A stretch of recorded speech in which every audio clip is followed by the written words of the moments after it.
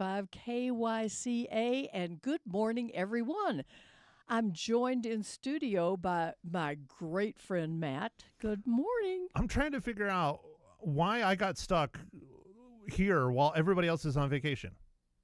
Stuck? You're Yeah. with me, darling. What are you talking about? I mean, fair enough, but John's in for Drew again. You're here. I'm the only one of the three amigos that's doing their job. So you're uno amigo. I'm uno amigo. Well, let me say hello to John. Welcome, John. I'm happy to be with you. Well, good morning, and thank you. It's great to be here. It's my last day. You're going to get Drew back tomorrow, so everything will go back to normal. Well, I have to tell you, I won't be here tomorrow, but your lovely voice will be in the afternoon, I understand. Well, thank you. You obviously have only heard me once. No, that's not true. Not only have I heard you, but I've seen you a lot around here.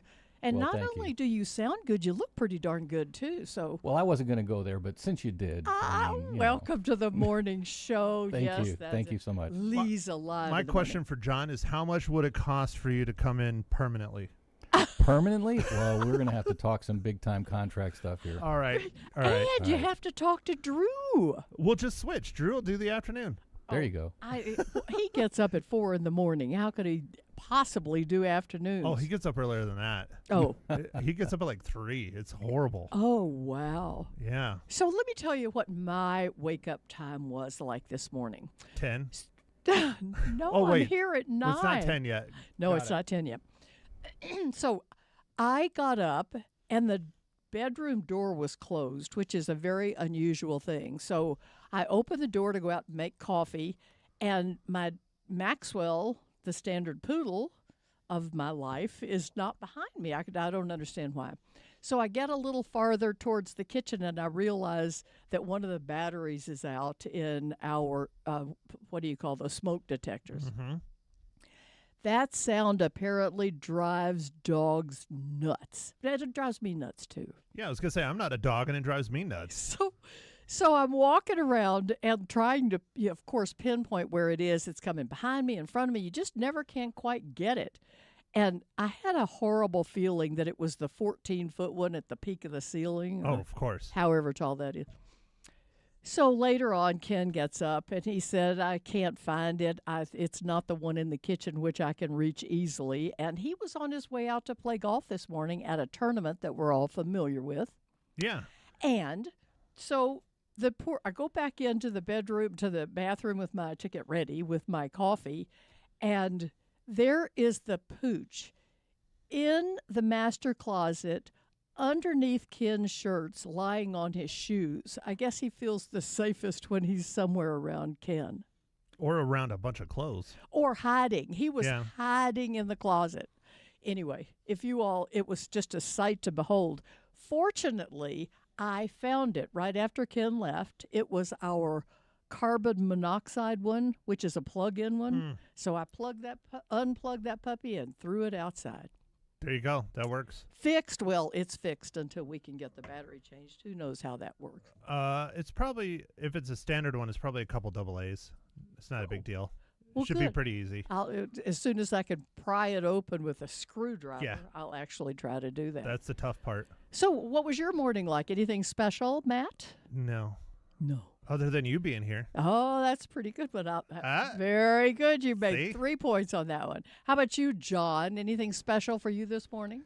Other than coming in at 6 a.m., which that's not, see, that's the other thing. Drew's here earlier than I am, so I actually have the luxury of sleeping a little bit. Oh, yeah. So that was my good part this morning, and now I'm here, and I get to do my last hour with you. Well, I'm just delighted that you're here with us. But what time do you usually get up since you're an afternoon guy? Actually, it's funny you say that.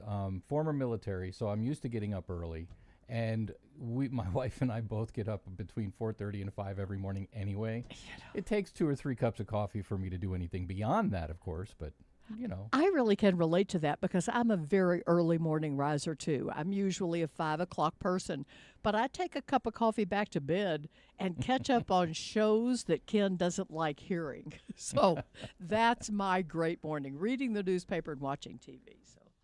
So I have a really funny story to share with you guys.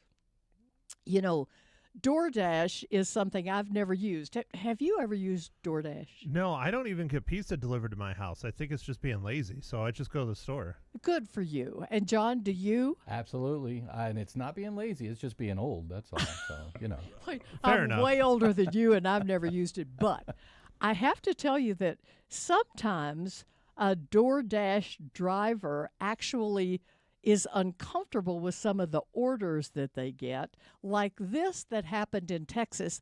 I bring up Texas because I'm used to Texas stories about my home state. So one of those drivers was so put off by a guy's delivery request that he called the police. Now, somebody actually called a DoorDash driver to pick up trash bags, zip ties, bleach, and a hatchet. A hatchet, and deliver them to a seedy motel a few hours west of Dallas in a place called Sweetwater. Doesn't sound so sweet to me. The cops found a hostage inside and arrested a man on kidnapping charges. Now, this should be in stupid news, in my opinion. do we still give out Darwin Awards? I'm just curious. Let's give that person Yeah. one. But I think his award is going to be a bunch of time in the who's cow. Who's cow? Yeah. Who's cow. That's just poor planning.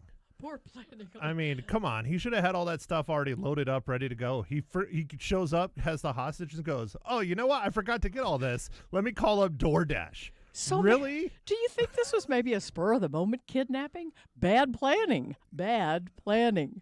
Yeah. Well, it's not premeditated, I guess. So Oh, actually, that is very much. He won't get as long a sentence Right. because he didn't plan well. I just don't believe stuff. I really can't believe I'm stuff. shocked it was not Florida. Florida. Whenever it's something crazy, it's always Florida. You know, they have a whole saying. It's Florida man. Oh, well, actually, Yeah, a Florida man. You know. yeah, that's true. Except now I think it's more California. But maybe I'm just prejudiced against Californians now. Anyway, Is that living here? we won't get into that anymore. Okay, I've got another. I have got a sad one for you, actually. At least it's sort of sad to me. There is a thing now that's been labeled inheritance impatience. Want to guess what that is? Your parents are still around? And you don't have enough money. And so apparently some adult children who can't seem to pay their own rent have been nagging their parents so hard for a piece of their life savings that it's now considered a form of elder abuse. Well, if they start calling DoorDash, we know what's up. Bring me a hatchet. Anyway, inheritance impatience has gotten so bad that elderly moms and dads have been pestered into everything from passing on a dream vacation to skipping doctor's appointments and even surgery so they can support their adult ne'er-do-wells. You know, that one hits a little too close to home, so I'm going to leave that one alone. I don't know. But, the next one is followed up by, what are you? Are you a Gen Zer? No. I don't know what any of these monikers are. I'm a baby boomer. I am technically a geriatric millennial. Geriatric of Yes. millennial. I don't even know what that means, but you're at the far side of millennial. Yeah, my birth year is the very first year they consider millennial. Oh, a geriatric. So they call us, if we were born between 81 and 89, they call us geriatric millennials. Because we remember a time without cell phones, without internet, without any of that stuff, but yet we got it when we were in middle school, high school, so we're good with all of it. Oh, I gotcha. I sort of have that down now. What was it before a millennial? Gen X. And then a baby boomer? Oh, who I the think heck so. knows? So, John, Yeah. what are you? I'm a boomer, believe it or not. No Oh, way. Yeah. He's a young-looking man. You are. I came in on the last couple of years Oh, of the s- boomers. So wait a minute. So you're a juvenile boomer and you're a geriatric Gen Z. There, we've got it. And you now. got the juvenile part right. I like that pretty much. Well, Gen Z is so worried about money that they can't sleep and they doom scroll instead. You know what doom scrolling is? Oh, yeah. You're just on the internet all night on your phone. I gotcha. It won't come as a surprise, but more than half of Americans are so anxious about money that they can't sleep. And the young generation has it worse. 7 in 10 Gen Zers say finances keep them from sleeping at night, and they admit to doom scrolling all evening long, all night long. 33% say they just rot. They just bed rot to deal with their money anxiety. I'm not bed rot. I've never heard of that. The same thing, just lying in bed, just not doing anything, thinking, dwelling. I get it. I get it. I'm not a Gen Zer, and I have a lot of the same problems. I don't sleep.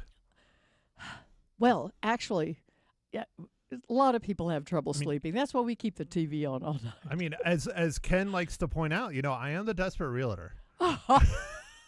You are no longer desperate. I've been hearing that for months now. Right. Well, no, I need to talk with Leza about this. We need to figure out a new ad, but I was thinking about making I'm not desperate anymore. You're desperate to sell your house or something like Actually, that. I like think that that's a pretty lot. good. Yeah. I'm passing on my desperation to my customers. Yeah, I gotta keep the humor going. That's what makes me different than all the other realtors on the air. Actually, yes, and I have really been following your Facebook, Matt in a Hat. You know what the new one is today? Liz, she always posts it right before I come on the air so I can talk about it, so I can promote Liz and the Elks and all that stuff. Well, that's nice. But it's one of her friends did it. It's Hinshaw on a rickshaw. Actually, I do like that one. It's pretty good. I like that better than a Matt on a matzah. Yeah. I don't. It wasn't Matt on a or Hinshaw on a matzo ball or something. I don't remember. It was something like that. It started yeah. with an M. I think it was Matt on a matzah. But that tied Barry in, with Shirley's Urban Eats and his matzo ball soup. Which is absolutely fabulous. And so is his pork belly on a biscuit. How many times have you been there? 3. So you're slacking. Oh, 3 times. I think that's pretty good. 3 times. And the last time I had the special, which was curried chicken on one of those fabulous rolls from Grandma's Bakery. Mm-hmm.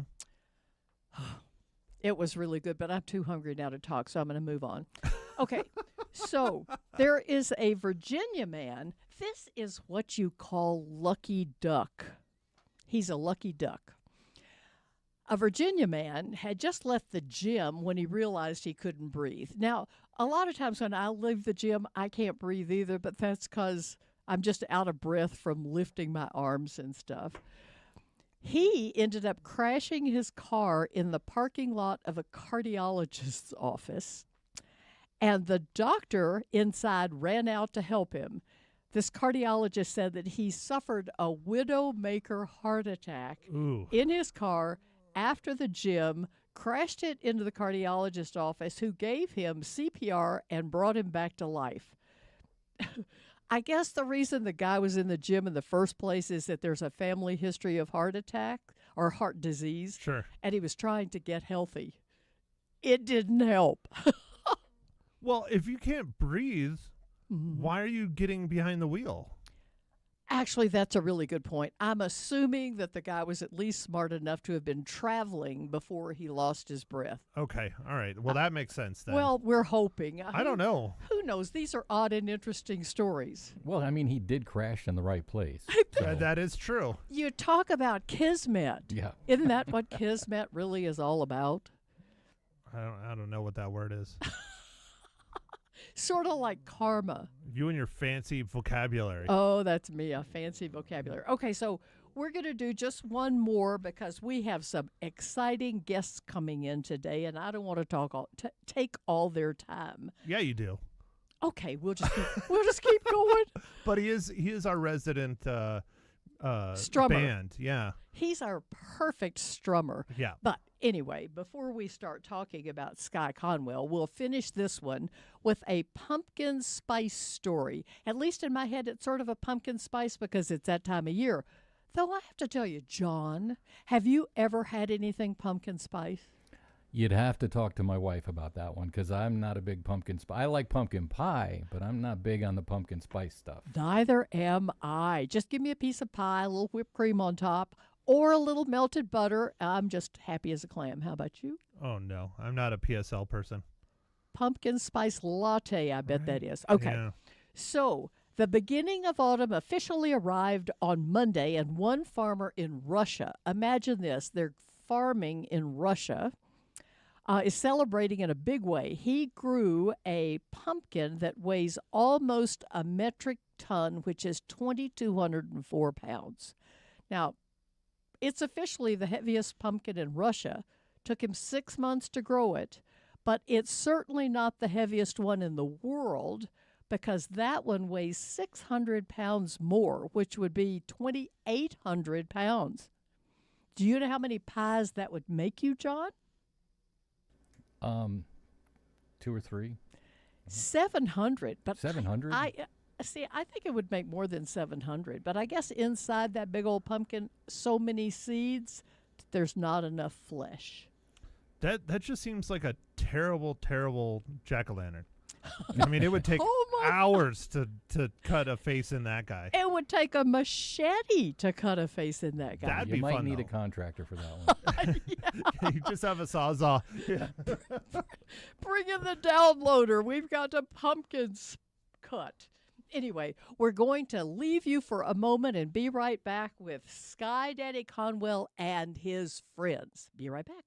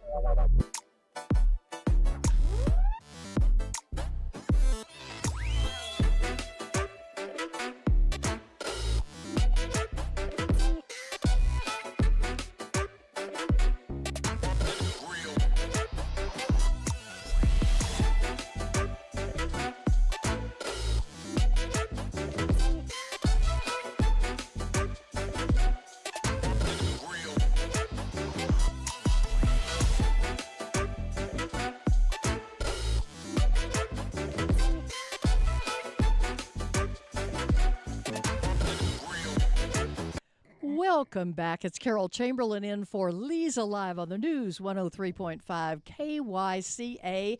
And lucky to have with us a room full of music but no instruments. So welcome, Sky Conwell. Welcome. Thank you, Carol. It's good to see you again.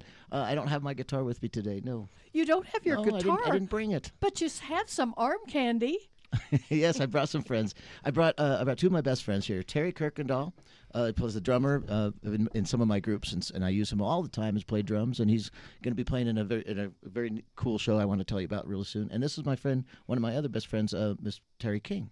So we have two Terrys. One ends in a Y and one ends in an I. So for those of you who are streaming us worldwide, you'll know that. Isn't that the truth? That's worldwide streaming. Yes, especially on Facebook. Facebook. Okay. Anyway, what's your exciting news, Sky? Okay, it's really exciting. He's a legend. He's a country music icon, and his name is Dale Watson. If you don't know who he is, you should look him up because he's just amazing. Everybody needs to know who this guy is. He's an ambassador for traditional country music, Western swing, honky-tonk, outlaw country. He's coming to Prescott, Arizona for the very first time at the Elks Theater on October the 3rd.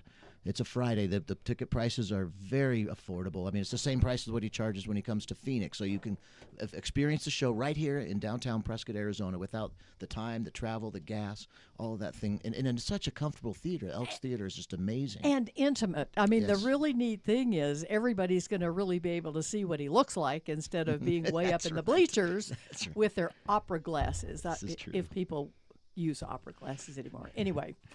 So Yeah. I am interested in hearing, and I want to start with you, Scott. Okay. So how were you inspired? When were you inspired to pick up a guitar, what did you pick up first? A guitar. I think my parents noticed that I was musical right away. I would sometimes when I was just real little, I couldn't even reach the piano keys. I would just kind of stand up there and play and just kind of mess around with the keys. And I think they just realized that I was musical. They bought me a guitar. I tell the story that I probably came out of the womb, my mom's womb, with a guitar in my hand. That would have been very painful. Let me just tell you, that would have been something. I don't think I chose music. I think music just chose me. It's just my personality. I discovered it, and it's discovered me. Actually, I absolutely love that. So, did you play in the band when you were in high school? I did. I played trumpet. Interestingly enough, yeah. When I was in 4th grade, I think I started playing the trumpet. Even though I was playing guitar and taking lessons at home, but they didn't have a spot for a guitar in a middle school band. Of course. A grade school band. Well, I tell you, your cheeks aren't stretched out like Louis Armstrong's were. No, I stuck around playing trumpet all the way till 8th grade, so 4 years. I don't remember anything about it, but I was the first chair, so I was pretty good at it, I guess. So you've just been good all your life. I'm gonna turn to Terry with an eye. What was your beginning with music? Actually, my dad inspired it within playing. He played, and then he taught my sister and myself, and we played as a duo. Our first performance was, ironically enough, at the Elks Lodge in Garden Grove, California. Oh my gosh! For Labor Day. And you're coming back to the Elks with your good friend. That's pretty good. Oh yeah, I actually grew up with which kind of incorporates all of this. I grew up there in Orange County, California, with the family Envilds, James Envild, Ricky Envild, Jane, and Mama Ellen. They are family to me. And if anybody knows who James Envild is, he is the voice behind Johnny Depp's lip singing in Crybaby, the movie. Oh my! So he has, and that's he hates to go by just that, but it did give him a big step in music. But he is a rockabilly genius as well as traditional country as well. Him and his brother, and you want me to tell a story of Ricky? I would like for you to tell a story. Okay, because it kind of leads into Terry. So Ricky Envild was my age, where James was several years older, and we went to school together. However, Ricky and I had a thing. at school, and there were air quotes around there were that air thing. quotes. We had a thing, but with that end of it, we were what close. grade? It went through 9 through 12. High school. Yeah, high thing. school. Yes, Uh-huh. high school thing, and so with that, they had a band, and it's like if you hung out with the people that had their own band, You're then cool. you're cool. And getting backstage when you're underage to clubs like the Palomino and Jack's Sugar Shack and places like that when you're not. You are it. So you are an it girl. because you get to meet all of these wonderful musicians that are famous now, where back then they weren't quite so famous. And we can go back to Fogerty or Brian Setzer or but I'm going to bring it back to Ricky. At this point, Ricky was a drummer, and he played with his brother for several years until he got signed on to Ricky Nelson's band. Oh my goodness! He wasn't on the plane. He was. Unfortunately, we lost him 1986 on I remember New Year's that Eve. plane crash. I do as well. In fact, I just got goosebumps. DeKalb, Texas, when that happened in New Year's Eve. And so with that end of it, we lost the whole plane. And Ricky was in that. And so that's why they're still family to me all these years. I just got to see him about 3 weeks ago. So it was good to see them all. But that takes into a story. Well, I'm going to ask you to hold on to that story Okay. because we need to take our break, and we'll be right back after this.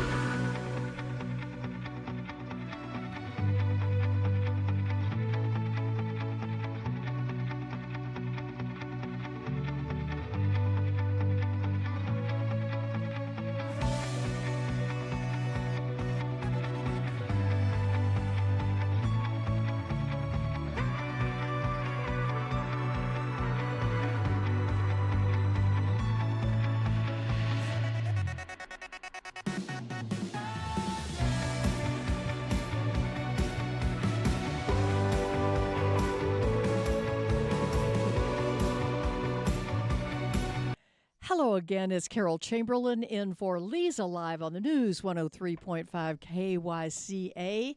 In with some lovely guests telling great stories, including Sky, Terry, and Terry. But we're going to go back to Terry with an I, Terry King. Tell us about, you were telling us another story that's going to lead us to the other Terry, so take it away. Very much so. So with getting, scooped back into the backstage of the Palomino and jacks and so forth. I got to meet a lot of different musicians. I was saying, and it happened to be this one was at Jack's Sugar Shack the first time that I was able to put a friendship, as I could say it, because I seen him at other places. He was part of the house band for the Palomino. And with that end of it, I got to meet Mr. Dale Watson, which, after all of these years, we get to bring him to our hometown now with all of the friends here in Prescott. And this is going back to a gentleman. He's originally born in Alabama, moved to Texas, and moved to California for a bit. Rosie Flores, another big name, got him to move to California, and he ended up leaving California, obviously, because he's back to Texas. But during that time period, good old Jack's Sugar Shack, Mr. Terry Kirkendall was in the band at that time playing drums, if I recall right. And he's giving me a face because I'm trying to remember the years it was, but I'll let him do that. But that's when I got to meet Terry, and I'll let him tell the story that brings us back together.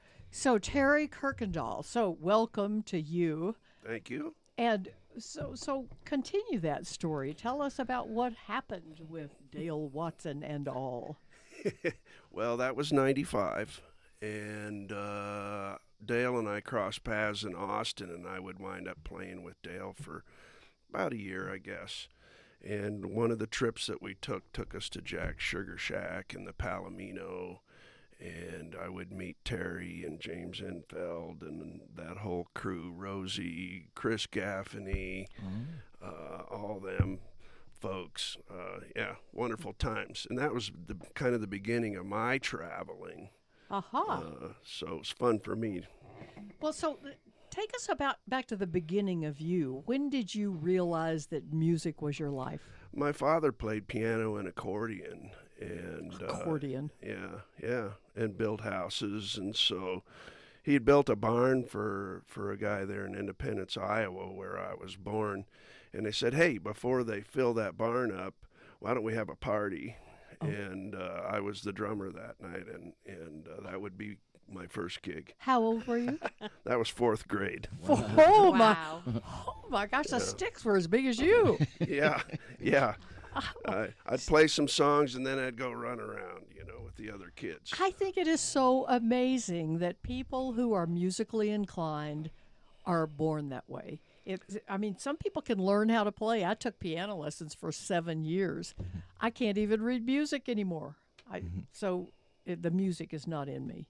It was neat a few months ago seeing Dale Watson at the Rhythm Room, and he invited Terry. It was a kind of a surprise, and then he invited Terry up on the stage. He played with him for a few songs, played drums with him, and maybe that might happen this next week. That when would he comes be fun. to Prescott. Never That know would what's be up fun, people's yes, sleeves. Oh my gosh. Well, let's talk a little bit more about Dale Watson and y'all's experience with him. So I've read some about Dale. I mean, he's friends with some old timers, Merle Haggard, Yes. Chris Christopherson, who we lost last year, or I think it was last year. It was, yeah. Some really fabulous names. Sky, tell us a little bit more about Dale. Okay, I'll tell you what I know. He's an amazing traditional country singer, songwriter, guitar player, band leader.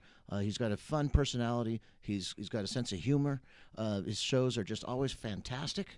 But yeah, I think everybody name dropped enough names here. He really is well known with the traditional country. He's the real deal. Terry Kirkendall said it while we were on a commercial break, and that's a really great way to describe his music. There's a lot of fake cookie cutter, formulatic country music that they're trying to pass off as country music. To me, it doesn't sound country. I'm not criticizing. They're good singers, whatever, but it's not country music. Yeah. Well, yeah, So let's Dale- talk about Dale Beyonce. plays- No, let's not. Well, please. yeah, not in the same sentence as Dale Watson. Dale Watson is Erase, completely erase, opposite, 180 degrees from Beyonce. Gotcha. As he's got the steel guitar, and he's the real deal. And he looks better in a hat, I bet. Oh man, Oh, he doesn't wear hats because he loves his hair. yes he does, doesn't he? Oh, it is sort of blonde in this poster that I held up a minute ago. Snow White. Yeah, Oh, is it really? silver. Yeah. He's silver. Well, this had some gold lights on it. It then. has the lighting. The Yeah. lighting makes it's deceiving. But I saw him probably about a dozen times in my life, and I always come and talk to him after the show. And this time after this show on October 3rd here when he plays here at Elks. Since I'm producing the show from now on, he might actually remember me. Well, I think he kind of remembered you the last time when I took you up yeah, there. he gave me a look like I should know this guy. So I think we're getting real close. Well, actually, I think it's absolutely fabulous. We all need to remember that it's Friday, October the 3rd, That's right. that anybody can hear Dale Watson and his Lone Stars. Yes. From Texas, he is. From Austin, Texas, yes. Austin, Texas.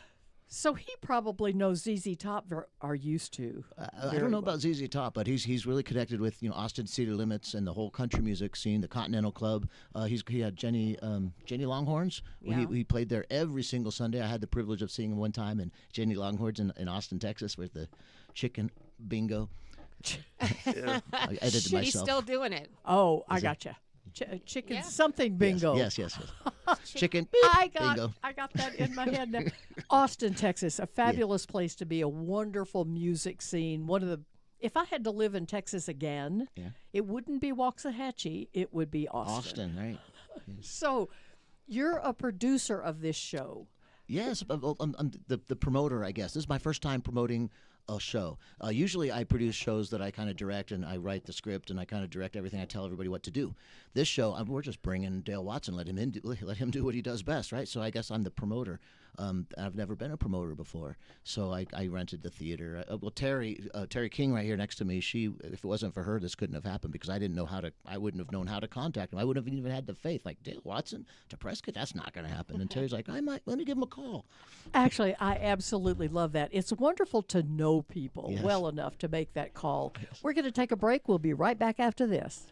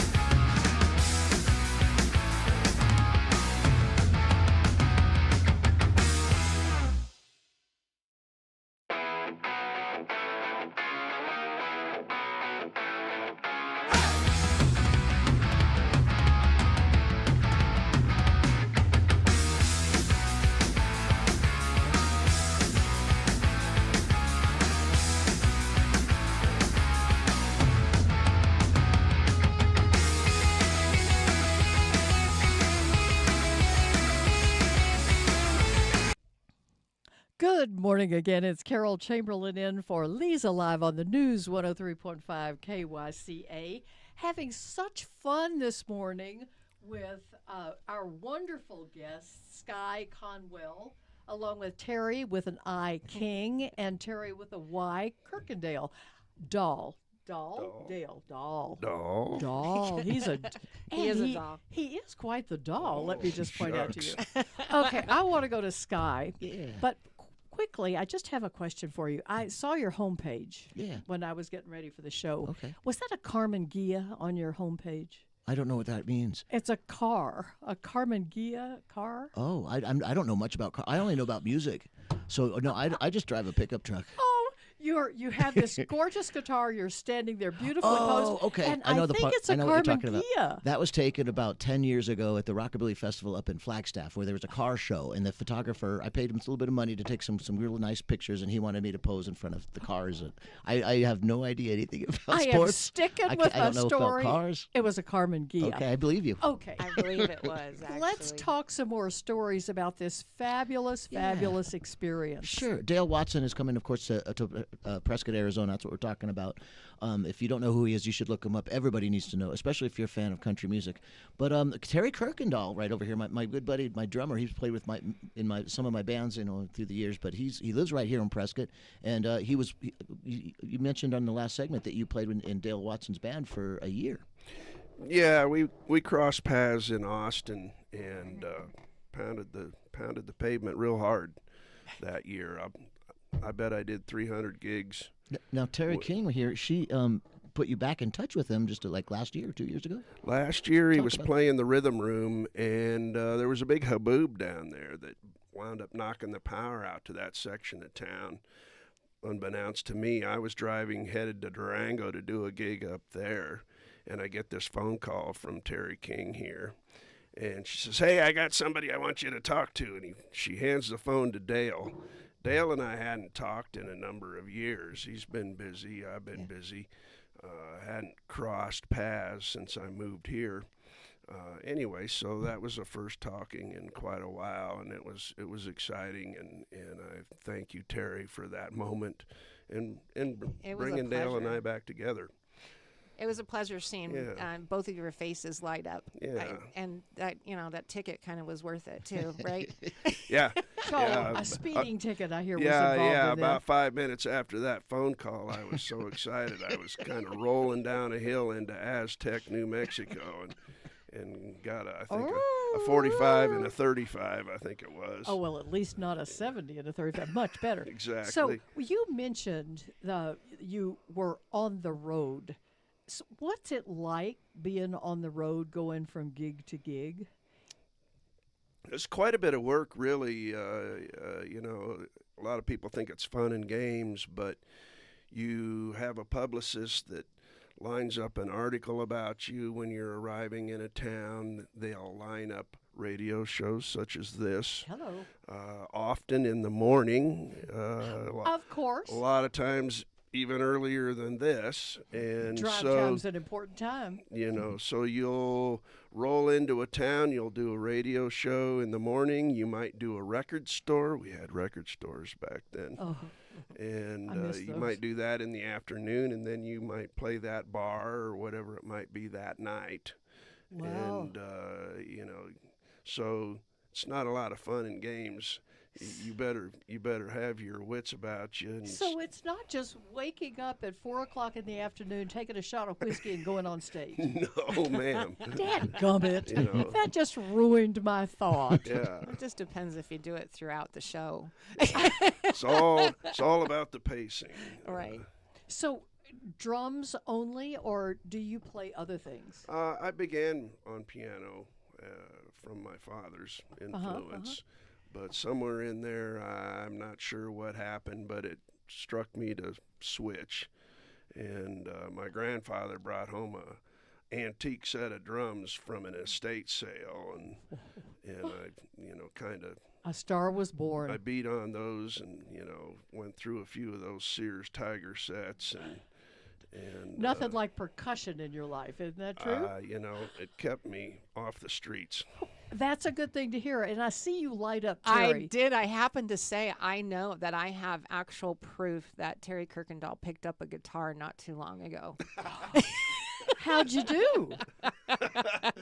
They're both laughing. Oh yeah, that's my birthday party. Yeah, I it remember was. that. birthday. I yeah. barely remember that, but I remember that. That was later in the evening after I'd had a few. He offered Terry, the too. guitar to Yes.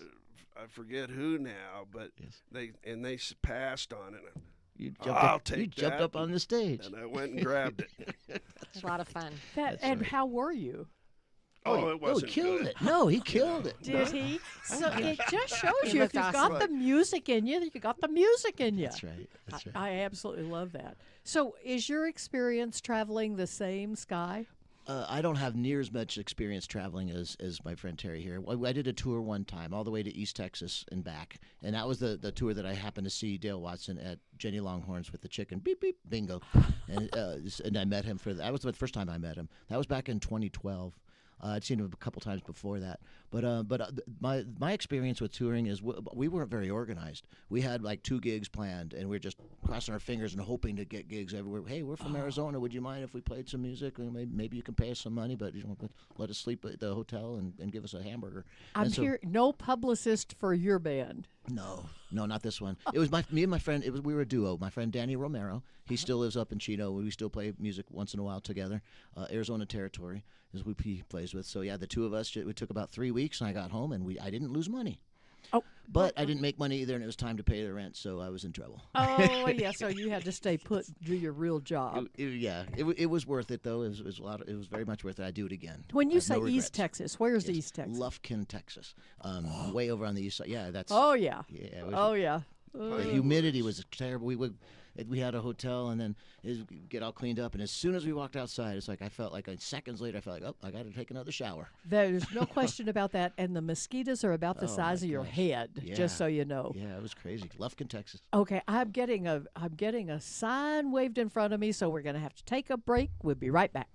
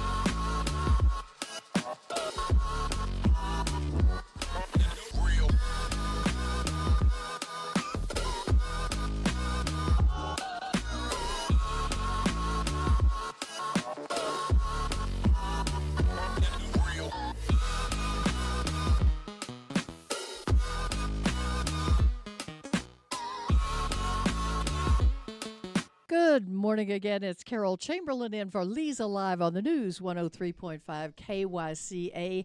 Having a rockin' country music fun morning with Sky, Terry, and Terry. But I want to talk just a little bit before we start because I think there might be some people out there who don't know Dale Watson and his Lone Stars as well as we are learning him here in this studio. He is a honky-tonk, outlaw, country, rockabilly, and western swing music aficionado. Dale Watson, who's coming, by the way, to Prescott on August the 3rd at the Elks. October 3rd. October the 3rd. Where the heck did I lost a few months.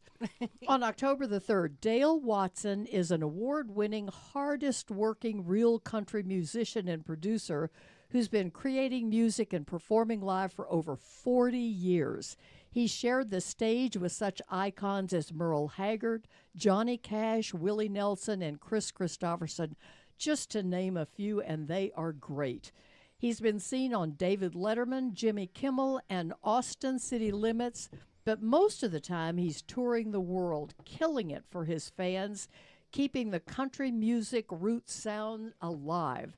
With over 30 albums and singles, Dale knows his way around the recording studio, which is why he built Watson Studio in Memphis, Tennessee, complete with his 1937 board from Sun Studio. Oh my gosh, that must be an Elvis icon as well. He does. He has a whole album about Elvis, doing Elvis songs. He recorded an album. My favorite album of Dale Watson's is the one that he recorded at Sun Studios with his band, And the Lone Stars. He happens to own Hernando's Hideaway there in Memphis, right around the corner from Graceland, which is Elvis performed on that stage. Oh my gosh. So there's a lot of background there.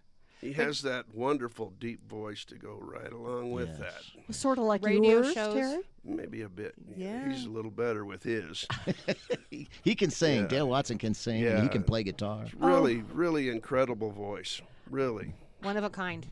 Yeah. And talking about stars, Sky was talking about he was kind of like putting his down a little bit that he wasn't on the road as much, but we happen to have he is made his way to Vegas. That's true. That's true. Sky, I forgot about that. Yeah, Sky made his way to Vegas, which Dale, you got to see Dale as the headliner there as well at Viva Las Vegas. Viva Las Vegas. That's right. I was at a show last year, the Guitar Just- Geek Showcase. Just last year? Just last year, yeah. Deke Dickerson, God bless him, he invited me. Again, it wouldn't have happened without my friend Terry King here, who's friends with Deke Dickerson. But he invited me on his show. I got to do a song with these amazing, legendary rockabilly guitar players in Las Vegas. Oh my! And you got to sing and play. Yeah. Oh my gosh! I have to just stop for a minute and say, Terry King, we are in the presence of greatness. Well, I don't know about that, but I'm very, very fortunate to have that whole. We were just talking about that 6 degrees of separation. She knows everybody. I She do. knows I and it's from hanging out backstage and Connections. and I don't want to call it a promoter, but I did work with a wonderful radio station for a while. For a big event for several years, and that kind of helped too. I've been known to have the newer country connections as well. If you call them newer, it's not like that B word, but The like cool, Aaron Lewis. Aaron Lewis right. or Uncle Cracker. The cool cats from the new country. Yeah. There's a few of them. So, okay. So, but it brings me back to Terry Kirkendall because there's a story there. Uh-oh. It brings me back to him, and I'm very, very thankful because this part was Sky hooking us up together in regards to, hey, you know this person? I thought you guys must have been friends because Terry King here was talking about Ricky Nelson, and then when I was talking to Terry Kirkendall, he was talking about Ricky Nelson. I'm like, oh yeah, just like my friend Terry. I'm like, who? I'm like, they don't know each other. I mean, they had said the same friends, famous friends. So I think we probably met back then. I remember it. But yeah. it had been a number of years. But I was telling Sky this story about being at the Palomino with Dale and that one of those trips to California. And we flew into L.A. and I was going to be borrowing drums from James Infeld. So Dale and I went in the rental car and we went over to James to pick up the drums. Well, his good set was in the studio. He was making an album at that time. He had this backup set sitting in the garage all covered in dust. Oh, 1 minute. And anyway, real quick, he says, hey, you got your drum key? These are going to need to be tuned because they hadn't been played in a while. And, I didn't bring a drum key. All I had was sticks flying. And so he pulls his keys out of his pocket and has his drum key on there. And he's looking at it for a little while, and he slowly says, I'm going to let you take this key, but I need it back. And when we left, Dale says, you must have made an impression because that drum key was in Ricky Infeld's pocket when he went down in the plane with Ricky Nelson. Oh, my It gosh. was picked up in the remains. Chicken skin. This has been the morning of a lifetime. I'm just going to say one more time that we are lucky to have Dale Watson and his Lone Stars at the Elks Theater on Friday, October the 3rd. Tickets are still available. Thank you so much to Sky Conwell, to Terry King, and Terry Kirkendall for jazzing up our morning. thank you. Thanks for having Go us. see Dale. Thanks for That's it. listening. Dale, October 3rd.